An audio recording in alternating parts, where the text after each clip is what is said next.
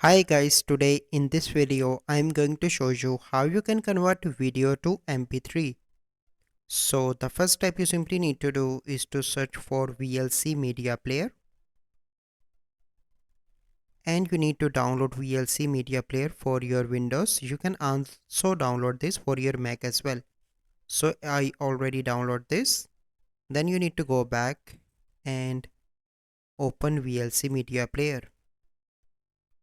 So once it is open, you simply need to click on media and click on convert and save. And here you can see option plus add. Click here and you need to select any video. So I am going to select this video for example, and then you need to click on convert and save.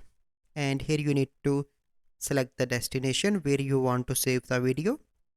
Click on browse. So I want to save on the desktop and click on save and click on start.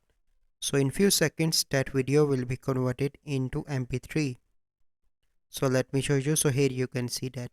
So this is the easy process by which you can convert video to MP3. So I hope you find this video helpful.